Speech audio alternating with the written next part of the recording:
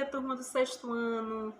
Estamos iniciando mais uma aula de ciências, sejam bem-vindos. Na aula anterior, nós estudamos sobre o nosso planeta, em especial a parte interna do planeta Terra. Nós vimos que ele é formado por 3 camadas: a crosta, o manto e o núcleo. A crosta é formada por rochas e pelo solo. Hoje nós vamos falar sobre as rochas, essas que são formadas por minérios. E o que são minérios, Pro? Minérios são os compostos químicos resultantes das ações geológicas encontradas na crosta terrestre em estado sólido. Toda rocha ela é sólida, tá? Todas as rochas são sólidas. Não existe rocha em outro estado a não ser no estado sólido. Isso é uma fonte econômica para o nosso país de grande rentabilidade, que é a extração de minérios. Os principais minérios produzidos no nosso país é o ferro e a bauxita, tá?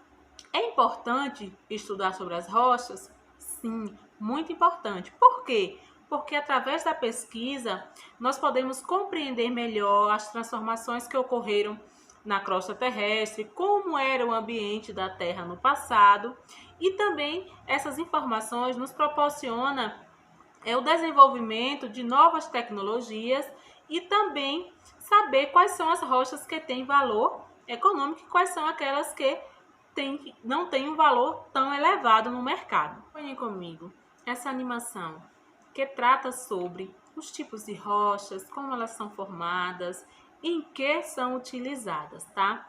E ao final vocês devem acessar o material de estudo que está disponível aí no ambiente virtual, fazer o estudo e responder as questões propostas no caderno, tá? Primeiro responde no caderno, depois acessa o ambiente virtual e digita suas respostas e envia. Lembrando que a atividade avaliativa de hoje vale 10 pontos. Isso mesmo, turma. A atividade avaliativa de hoje vale 10 pontos. Então, bastante atenção e responde direitinho e acompanha aí o vídeo.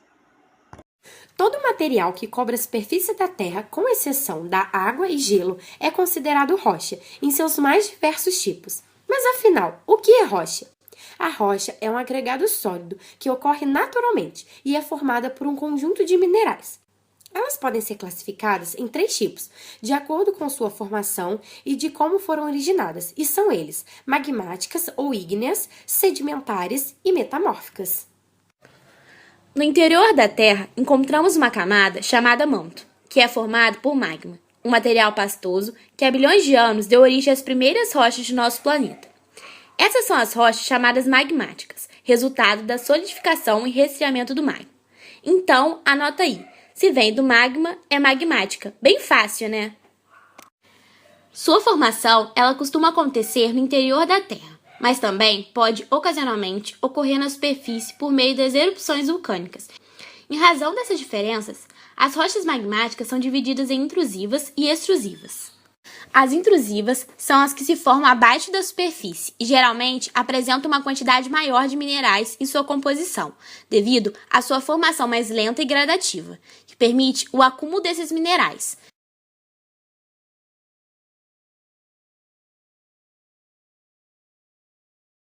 Já as rochas extrusivas são as formadas acima da superfície, por meio das erupções vulcânicas.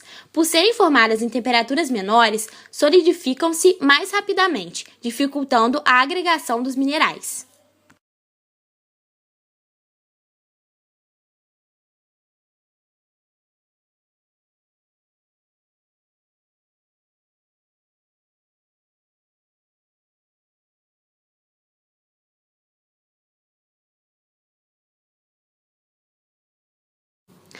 Entre os vários tipos de rochas intrusivas, temos o granito, bastante utilizado pelo homem na construção civil.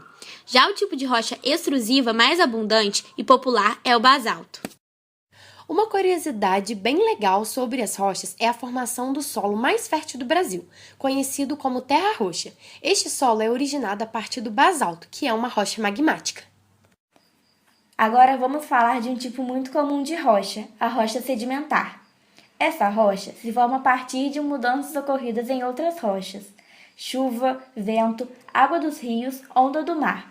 Tudo isso, aos poucos, vai fragmentando as rochas em grãos minerais. Pouco a pouco, ao longo de milhares de anos, até o granito mais sólido se transforma em pequenos fragmentos. Esse processo é chamado de intemperismo. Os fragmentos de rocha são transportados pelos ventos ou pela água da chuva até os rios, que por sua vez os levam para o fundo de lagos e oceanos.